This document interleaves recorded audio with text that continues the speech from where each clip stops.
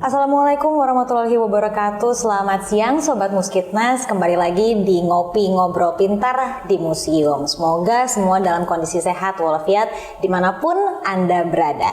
Nah Sobat Muskitnas, semua pasti tahu kalau banjir di Jakarta itu sudah menjadi topik hangat setiap tahunnya, baik bagi masyarakat maupun di pemberitaan. Topik ini sudah menjadi pembahasan yang setiap tahunnya. Kenapa ya banjir itu masih terjadi di ibu kota kita di Jakarta? Nah, kemudian juga Sobat Muskitnas, bahkan saking seringnya terkadang banyak beredar di media sosial itu ada konten-konten menghibur seperti masyarakat yang banyak melakukan aktivitas seperti berenang di tengah banjir maupun membuat aktivitas-aktivitas yang tampak seperti tempat rekreasi tapi masih berhubungan dengan banjir di Jakarta. Hari ini kita akan membahas tentang banjir di ibu kota Jakarta. Sudah ada bersama dengan saya seorang sejarawan yang pastinya Sobat Muskitnas sudah tidak asing lagi. Ada Mas JJ Rizal. Mas, apa kabar? Baik, terima kasih. Pasti sehat ya Mas ya? Ya, alhamdulillah. Alhamdulillah sehat. Oke, Mas, mungkin kita langsung masuk aja ke pertanyaan ya. Ini mau tanya sedikit Mas, sebenarnya sejak kapan sih bencana banjir ini sering terjadi di Jakarta? Ya, banjir itu setua Jakarta itu sendiri karena saudara kembar dari Jakarta itu sebenarnya banjir besar karena hujan tropis di selatan Jakarta yang mengikis punggung-punggung gunung di sana. 3 gunung, Salak, Gede, Pangrango. Hujan itu kemudian membawa lumpur dan lumpurnya membentuk dataran aluvial. Air hujannya menjadi sungai. Jadi banjir itulah penyebab terjadinya dataran aluvial Jakarta begitu. Jadi kalau kita bicara tentang banjir, kita sebenarnya mengenang saudara sekandung Jakarta begitu loh. Jadi kita bicara tentang Jakarta, ya Jakarta adalah banjir akibat hujan tropis, dan karena itu Jakarta menjadi kota yang paling banyak sungainya kan. Kalau kita buka peta-peta lama maupun peta yang baru, kita akan menemukan banyak sekali sungai di Jakarta ya, yang membelah geografi Jakarta begitu. Dan upaya pertama dan prasasti mungkin yang paling tua yang kita temukan di Jawa itu kan prasasti yang ada di daerah Tugu ya. Dan prasasti itu menjelaskan bagaimana Raja Purnawarman pada abad kelima itu membuat kanal itu ya untuk karena berpikir ya waktu musim hujan Jakarta sangat basah, pada musim kemarau sangat kering, jadi harusnya air nggak dibuang gitu ya, tapi disimpan begitu ya, dikelola untuk musim kering gitu. Jadi itu cerita sebenarnya prasasti pertama kita bukan hanya tentang air, tapi juga bagaimana mengelola yang kita sebut kemudian sebagai banjir gitu ya. Dan sejak itu kita akan menerima banyak sekali informasi terkait banjir ya. Ketika kota Batavia dibentuk ya, kita mendapat informasi bukan lagi dari prasasti tapi dari arsip-arsip company tentang bagaimana kota itu sering sekali mengalami banjir karena kota itu sendiri dibayangkan oleh orang Belanda dibentuk persis di Amsterdam dengan banyak kraten ya, kanal-kanal gitu yang sumber airnya itu sebenarnya berasal dari Sungai Ciliwung yang disodet-sodet, dan kemudian mereka menciptakan satu kawasan yang mereka sebut sebagai Batavia itu persis kayak Venesia begitu. Nah, jadi seluruh kota itu disambungkan oleh kanal-kanal yang kalau pada musim hujan itu sering sekali mengalami banjir, dan banjir itu bertambah buruk setelah tahun 1730 ya, terutama disebabkan karena mereka membuka kawasan luar kota Benteng atau Omelanden menjadi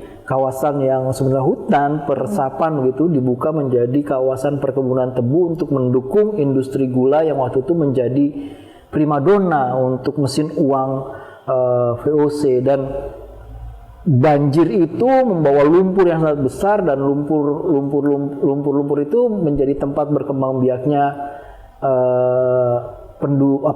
penghuni paling tua kota Jakarta, yaitu nyamuk begitu, dan itu membuat penyakit aneh begitu ya. Jadi kita bisa melihat bahwa kalau kita bicara banjir, sebenarnya kita bicara tentang ekologi, sejarah ekologi yang khas dari Jakarta, dan selalu problemnya dari masa yang paling tua itu adalah bagaimana kita melihat banjir itu dari perspektif bencana, bukan dari perspektif ada keruangan ekologi kita yang tidak memberi ruang yang seimbang buat saudara kita sendiri yang namanya air. Jadi kebanyakan ruang air itu ekspansi oleh orang menjadi ruang orang, bukan lagi ruang air gitu. Padahal dalam sejarahnya itu harus berbagi antara ruang orang dan ruang air itu sendiri ya. Karena sejarah awalnya Jakarta itu dengan air kayak gigi dengan gusi. Tidak bisa dipisahkan sebenarnya ya. Iya. Nah, kalau ini kan tadi sempat disampaikan sama Mas Rizal ya, kalau usianya banjir yang terjadi di Jakarta itu usianya hampir sama usianya si Jakarta itu sendiri gitu. Nah, kalau berdasarkan data historisnya sebenarnya apa sih sebenarnya penyebab utamanya si banjir itu kok sering terjadi di Jakarta selama berabad-abad? Ya, kita memahami banjir itu sebagai bencana terjadi itu seperti saya katakan tadi di awal, itu dimulai dari bagaimana keseimbangan ruang itu diganggu. Keseimbangan ruang itu mengalami ketimpangan begitu ya. Di Jakarta tuh mayoritas tempatnya identik dengan air dan identik dengan pohon begitu ya. Dan itu jadi masalah ketika ruang-ruang yang identik sama air dan sama pohon itu mengalami banyak pengurangan, dan bencana pertama yang kita terima dari laporan company ya, itu menjelaskan terutama ketika industri gula berkembang dan kawasan Oma London dibuka begitu ya, itu mulai terjadi ketimpangan ekologi, dan kabar-kabar mengenai banjir di kota Benteng Batavia itu mulai muncul gitu ya secara rutin gitu. Dan ini bisa menjadi gambaran awal yang kemudian bisa membaca gambaran besar banjir penyebabnya ya, kerusakan ekologi di wilayah selatan Jakarta yang harusnya itu sedemikian rupa menjadi semacam green belt, dan kemudian itu disadari begitu ya pada periode yang ratusan tahun kemudian bahwa kita harus menjaga kawasan selatan Jakarta agar tetap hijau gitu. Nah, itu ditetapkan gitu, dan itu masih dipakai oleh Master Plan Jakarta 6585 oleh Bang Ali yang menetapkan kawasan Jakarta bagian selatan ya. Itu kalau kita lihat dari Depok, Pasar Minggu, Condet begitu sampai ke Pasar Rebo sana, itu kawasan yang hijau. Bahkan itu sebelum Bang Ali zaman Wali Kota Sudiro juga udah ditetapkan gitu. Bang Ali hanya melanjutkan, Sudiro melanjutkan apa yang ditetapkan oleh Belanda di tahun 1930-an. Tapi persoalan besarnya perkembangan kota Jakarta dan urbanisasi membuat semua konsep tata ruang yang memberikan ruang hijau dan ruang biru yang menjaga keseimbangan itu tetap ada, itu lama-lama tidak bisa dijaga. Dan akhirnya penyebab banjir itu bukan hanya ketimpangan ruang hijau ya, tapi juga ditambah oleh peruntukan ruang yang baru karena kepentingan pembangunan dan investasi, keuntungan ekonomi. Kita memiliki tantangan baru ya, tantangannya yaitu penyedotan air tanah. Penyedotan air tanah itulah yang menyebabkan penurunan permukaan tanah. Nah, penurunan permukaan tanah itu membuat Jakarta yang seperti kipas dataran aluvial berubah pelan-pelan menjadi seperti mangkok. Iya, menjadi semakin rendah begitu ya, dan beberapa tempat menjadi lebih rendah dari laut. Ya. Nah, inilah penyebabnya. Jadi begitu pembangunan masif di Jakarta pasca tahun 1970-an, banjir semakin sering terjadi. Karena apa? Karena Jakarta semakin terbebani pertama oleh penggunaan ruangnya, dan pemampatan air. Itu juga disebabkan oleh beban bangunan. Jadi beban bangunan besar itu makin memperparah, menekan. Jadi selain mereka mengambil air tanah, dan ini semua tidak pernah ada evaluasi. Sementara di dalam rencana induk yang digambarkan bahwa ruang hijau itu harus 30%, bahkan dulu 37,5% itu tidak pernah tercapai. Ya. Dan ini menjadi bencana. Satu di selatan mulai pembukaan ruang besar-besaran karena gentrifikasi tanah di Jakarta, orang nggak bisa bikin rumah lagi di Jakarta, tapi juga disebabkan di dalam Jakarta sendiri punya problem karena masifnya pembangunan, penyedotan air tanah, kemudian beban bangunan, dan krisis ruang terbuka hijau serta ruang biru. Iya.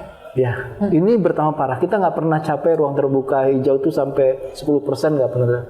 Lalu ditambah juga dari bagian utara Jakarta, kalau Pasak naik, bulannya lagi tinggi, maka terjadi rob. Bayangkan kalau tiga ini bersatu, ya Jakarta bisa tenggelam. Jadi selain karena memang tadi faktor di dalam dari Jakartanya, ternyata memang kan dari letak geografisnya juga tadi sempat disampaikan sama Mas Rizal ya, itu berpengaruh juga akhirnya menyebabkan si Jakarta ini sering banget banjir begitu ya Mas ya. Nah kalau misalkan Mas sebenarnya dalam apakah hal tersebut ada kaitannya dengan toponim beberapa daerah di Jakarta, misalkan ada yang penggunaan kata kali seperti itu atau rawa mungkin? Ya sebenarnya itu pesan kalau sekarang dalam ilmu etnografi begitu ya, atau tradisi lisan itu disebut sebagai local wisdom gitu. Jadi leluhur kita itu secara tidak langsung memberikan sinyal, memberikan pesan-pesan, dan pesan itu disimpan di dalam nama-nama tempat gitu. Jadi leluhur kita itu seolah berkata, kalau kita mau selamat ke masa depan, maka ikutilah toponim-toponim yang ada di Jakarta, yang mayoritas itu identik dengan satu, dengan kehijauan, identik dengan pohon, kedua identik dengan air gitu. Jadi kita harus membuat ruang hijau yang besar, memberi porsi pada ruang hijau yang besar. Kedua, kita harus berbagi ruang dengan air. Jadi itulah local wisdom dari nama-nama tempat di Jakarta. Dia mengarahkan kita kalau mau punya masa depan, maka pilihan kita tuh cuma satu. Yaitu kita punya pilihan itu cuma satu, menjadi kota hijau atau kota biru, atau kombinasi antara kota hijau dan kota biru, tapi yang jelas bukan kota abu-abu, aspal dan beton melulu. Persoalan besarnya adalah pilihan kita tuh pada yang terakhir, menjadi kota abu-abu, kota aspal dan beton melulu. Nah ini yang menjadi problem. Jakarta nggak kebanjiran karena berkah Tuhan, bukan karena kemampuan kita untuk dalam periode yang panjang memahami bagaimana kita menuju ke masa depan, menganggap air itu adalah saudara kita, bukan musuh kita. Ya, bagaimana mengelola air begitu seperti diajarkan dalam prasasti Raja Purnawarman. Dia tidak melihat banjir itu sebagai bencana, tapi sebagai ruang untuk memanen rejeki yang namanya air gitu. Nah, ini kita tidak pernah dalam periode yang panjang kita mengambil pendekatan Belanda, yaitu pendekatan infrastruktur. Kita menangani masalah banjir itu dengan membangun banyak sekali bangunan-bangunan yang kita anggap bisa menyelesaikan masalah banjir. Nah, padahal itu oleh arsiteknya sendiri seperti Herman van Brien itu sudah dikoreksi bahwa kanal banjir itu dia bisa membantu menjawab persoalan banjir. Tapi ternyata bukan yang sifatnya permanen. Dia hanya sementara, karena waktu dia bikin banjir kanal itu hanya dalam tempo 5 tahun sudah tidak mampu lagi menahan banjir. Karena apa? Itu ya. Perkembangan penggunaan ruang untuk orang itu jauh lebih cepat dibanding penggunaan ruang untuk peruntukan mengelola banjir, ruang hijau, ruang biru, pembangunan infrastruktur banjir segala macam itu lambat. Jadi deret hitung dan deret ukur itu tidak sebanding. Nah, akhirnya menurut Pandri pendekatannya harus dicampur dengan pendekatan ekologis gitu. Jadi bukan hanya pendekatan infrastruktur ya, tapi pendekatan ekologis. Nah, ini yang dalam periode yang panjang sebenarnya kita nggak belajar ya, karena kota itu berpikirnya kalau musim hujan saja kita ngomongin banjir, kalau hujannya dan banjirnya udah lewat kita lupa. Sampai nanti datang musim hujan lagi dan banjirnya besar, baru kita ngomongin lagi tentang banjir. Jadi kita tidak pernah belajar gitu. Terlalu sering gitu ya Mas ya. Kita bahas kalau emang udah jadi banjir baru kita bahas gitu. Setelah itu lupa. Nanti datang lagi banjir ya, baru ngomong lagi banjir gitu. Jadi kita tidak pernah punya sebuah pikiran, mempersiapkan pikiran untuk merenungkan persoalan sebenarnya Jakarta ini kota air gitu. Dan kota biru dan kota hijau. Dan pilihan kita menurut saya bukan pindah begitu ya, tapi memahami itu. Kalau pilihan kita pindah, sifat kita yang hidup tidak ekologis, apakah itu bisa berubah dengan pindah? Tidak. Kita harus merenungkan bahwa sikap kita yang keliru terhadap ekologi itu yang harus diubah. Kita yang tidak mau berbagi ruang dengan yang hijau, dengan yang biru, itu problemnya. Kita maksa semua ruang harus menjadi abu-abu, aspal dan beton dulu.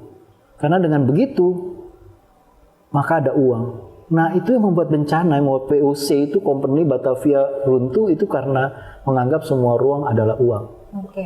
Nah, mungkin ini pertanyaan terakhir nih Mas ya. Ini agak cukup penting juga pertanyaan terakhir ini. Mungkin kita pengen nanya singkat aja ya nih Mas ya. Kalau untuk berdasarkan sejarahnya, sebenarnya dari zaman dulu itu kita tuh pernah ada ini nggak sih Mas, upaya-upaya besar yang membuat akhirnya Jakarta ini sempat menangani permasalahan banjir, atau sempat berhasil atau pernah berhasil dalam penanganan banjir? Dia berhasil dalam artian tidak permanen. Tadi yang disampaikan sama Mas ya.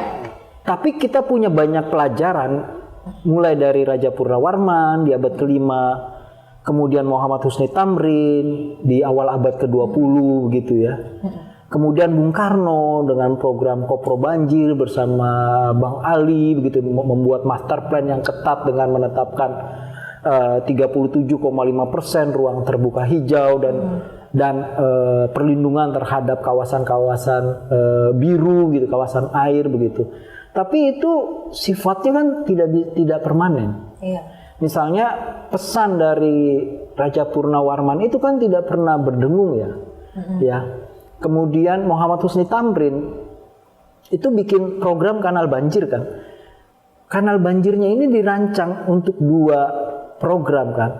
Tapi karena dua proyek ya, proyek kanal banjir barat dan banjir timur. Tapi kan yang diselesaikan hanya satu juga hanya sepotong, hanya sampai ke Menteng. Ketika Menteng terlindungi dari banjir, ya sudah selesai. Karena buat orang kulit putih pada periode itu yang penting dilindungi ya kami orang kulit putih. Kalian inlander itu nggak perlu dilindungi gitu. Dan tapi kemudian terbukti Menteng, bahkan kawasan Istana Gubernur Jenderal juga kebanjiran begitu ya.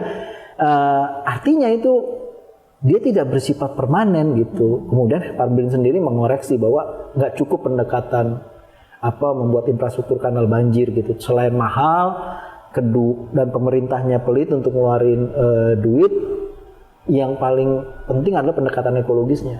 Nah, yang ketiga menurut saya yang terpenting tuh bagaimana menjaga peruntukan ruang dalam master plan, rencana tata ruang itu. Tapi Bang Ali ini membuktikan di rencana tata ruang 6585. Tapi problemnya kan setelah Bang Ali nggak ada, bagaimana siapa yang jagain rencana tata ruang ini? Kan rencana tata ruangnya berubah menjadi rencana tata uang. Tata uang. Ya, jadi yang awasnya ruangnya hijau ditaruhin duit berubah itu. Nggak jadi hijau lagi. Nah, itu yang menjadi problem. Kemudian ketika ruang itu berubah fungsinya, kemudian pemanfaatan air tanahnya juga kan nggak pernah dikoreksi, nggak pernah diaudit. Nah, semuanya menjadi kusut.